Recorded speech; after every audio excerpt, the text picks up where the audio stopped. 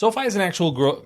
SoFi is an absolute growth machine in the financial space, but it's not the traditional lending business that is driving the company's growth. It's actually two segments, the technology segment and then the financial services segment, that I think are the most impressive for the company. But the technology segment is really one that I think has been confusing to get your head around as an investor. What are all these back-end solutions and APIs that SoFi is actually offering to other companies, whether it's financial institutions or other institutions that are not financial institutions that are offering some sort of financial product to their customers? So I want to dig into some of that today based on the company's SEC filings, what we know from the Galileo product, to try to unpack that a little and make this a little bit less vague. Put some concrete examples behind what the technology platform actually means for SoFi. My name is Travis Hoium. Thanks for watching Asymmetric Investing. Please subscribe here on YouTube for all my content. And thanks to this video sponsor, The Motley Fool. If you go to fool.com/ASYM, they'll give you their top 10 stocks to buy right now. First of all, let's put some numbers behind how important this business is and how quickly it's growing. This first chart is going to be the technology platform revenue. You can see that 2018, there was essentially no revenue from the technology platform. Now $368.8 million over the past 12 months compared to $2.24 billion for the company overall. If you look at contribution profit, pretty solid contribution profit, $110.7 million. And then the other thing they report is what they call platform accounts. So the number of accounts that are on the platform, not necessarily the number of customers, but the number of specific accounts. And hopefully that'll make more sense as I dig into these things a little bit more. But let's go to exactly how SoFi actually describes this business in SEC filings, because that at least I think is a good starting point. This is SoFi's 10K filing, so for 2023. And what I'm going to go to here is the business, how they describe their business and table of contents. This is typically one of the first things that companies highlight. And this is just the business overview, talks about the products that they have. Lending, that's a traditional banking business. The technology platform, which they just say technology products and solutions. Again, so vague. So it's high growth. The numbers look really great, but what in the world does that mean? Financial services is going to be traditional financial services, more like a brokerage would typically offer. So investing, credit cards, all kinds of financial services products. So between the financial services and lending, that's where you get most of the banking products. The technology platform is kind of the thing that ties those two together. Here's what they say about the technology platform segment, and I'm going to read some of this. We provide technology platform services through a diversified suite of offerings that include event and authorization platform access via APIs, a cloud-native digital and core banking platform, and services related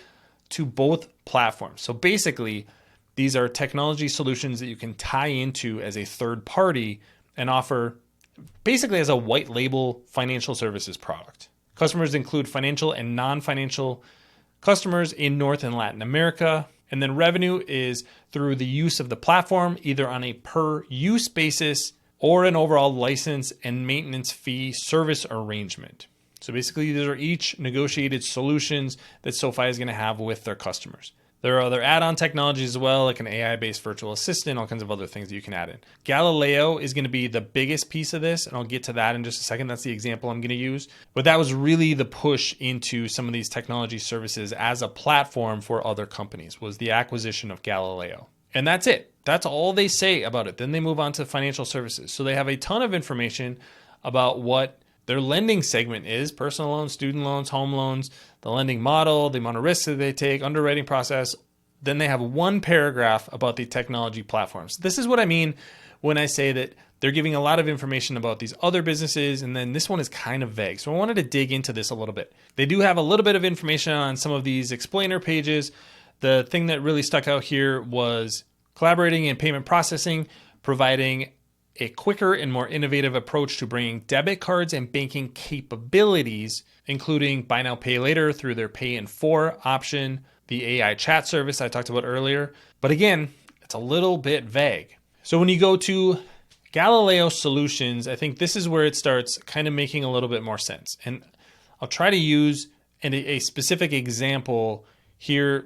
There are a bunch of different solutions that they have: banking, B2B payments, cryptocurrencies, investing, and then there are products that they have. So this is bringing those solutions to life. I'm going to dig into cards for just a second. So these are consumer and commercial cards that basically SoFi is doing the back end solutions for these. So all kinds of cards, gift cards, prepaid cards, payroll cards, and they are going to be the card issuing side. These are not going to be the merchant solutions like Square or PayPal or Stripe, a company that's actually taking a credit card. They're going to be the company that is going to be issuing the card, whether it's just a virtual card or whether there's actually a physical card that goes with it. So these are going to be basically white label solutions that SoFi is going to be offering to customers. And these are also going to be contactless cards. So I have a Robinhood card, for example. I don't know if that was issued by SoFi, but it's very possible that was, because they have the kind of solutions that SoFi has as kind of checkboxes when you select these cards. There's also going to be deposit options. So deposit sweeps, roundup savings. This is something that, again, is available on a Robinhood card. Auto savings, bill pay. So even these little things like roundup capabilities, you've probably seen these in digital solutions where if you have it set up on your card, you spend even $4.50 on a cup of coffee or something, it will round up to the next dollar increment, and that other 50 cents will go into a savings account, for example. There's also a payment processing platform that falls under Galileo as well. Thanks to our friends at The Motley Fool for sponsoring this video. Visit fool.com/ASYM for the top 10 stocks to buy right now. So I think the way to really think about this is white labeling digital financial solutions, primarily digital financial solutions. And this is where it might be financial institutions and maybe non-financial institutions. So a financial institution might be a small local bank that wants to offer more services than it can build itself on its websites or through its digital solutions.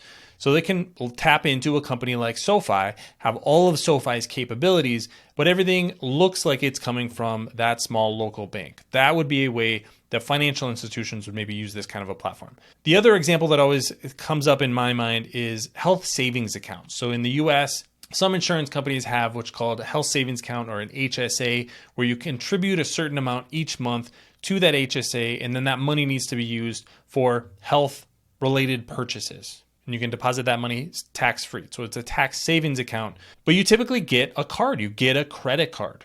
Well, that insurance company is not a bank. It's not an issuing bank. So the issuing bank is going to be a company like SoFi that is going to have that capability. And in the modern world, you could even just do that digitally, never actually get a physical card. So those are the kinds of examples of the work that's going on for SoFi on that technology platform. All the things that they're building to make their traditional business run, their lending business, and then their financial services business, they're able to then offer those as a service to other companies. That allows those companies to offer solutions that they wouldn't otherwise be able to do because they're not banks and they don't have the traditional, and they don't have the technology infrastructure that SoFi has. So that's what the technology business is. There's a lot more to it that I didn't dig into here. And like I said, most of these are negotiated solutions. So it's going to be case by case for each partner, what exactly they're going to tap into, what the pricing looks like, all of that kind of stuff.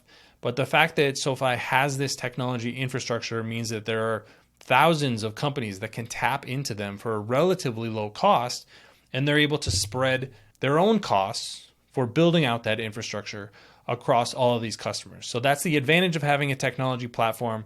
That's how it could potentially grow in the future. And I think this is one of those things that once the flywheel gets going, it's just going to continue going because SoFi can continue to add capabilities and get leverage on the investment that it's already made from the technology platform. So hopefully that was helpful in understanding the technology platform business, why it's important to SoFi, and why this is really one of the reasons that I own the stock and why I'm so bullish on SoFi's future.